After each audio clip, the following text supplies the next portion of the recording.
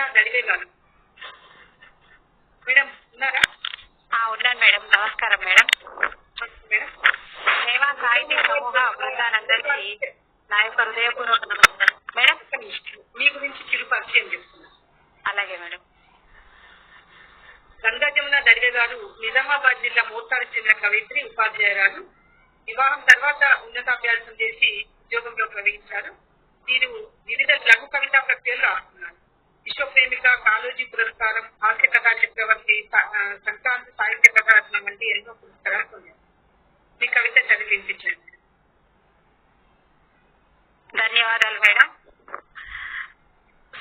గంగాదేవి స్మారక మహిళా వేదికకు ఆసీనులైన పెద్దలందరికీ, కవయిత్రులందరికీ, కవులకు నా హృదయపూర్వక నమస్కారాలు. సేవా సమూహ కంచెల సుబ్బనాయుడు సార్ గారికి ప్రత్యేక ధన్యవాదాలు. నా శీర్షిక పేరు సమరము. పుట్టింటికి సిరుల మాగాణి, ఆప్యాయతల కల్పవల్లి, అన్నెంటా రాణిస్తూ ఆనందాలు కురిపించేటి తరుణాన్ని రెట్టింపు చేయుటకు కన్నవారు పెట్టేరు ఒక అయ్య చేతిలో. వచ్చిన భర్త మంచిగా చూసుకుంటే బ్రతికేమో నందనవనం, సాధించేటోడైతేనే మగువ చేయాలి యుద్ధం.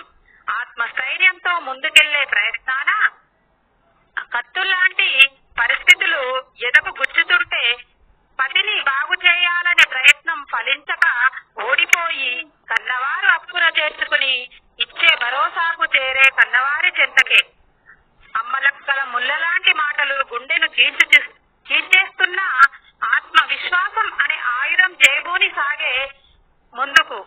కుటుంబానికి భారం అవ్వొద్దని తన కాళ్ళ మీద తాను నిలుచుటకు సమరమే చేస్తుంది సాగే ముందుకు. సమరమే చేస్తూ సాగుతుంది ముందుకు. ధన్యవాదములు.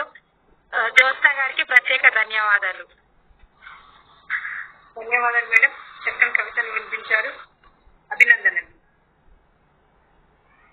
ధన్యవాదాలు మేడం. శ్రీమతి శ్రీ శివలక్ష్మి రాజశేఖరని గారు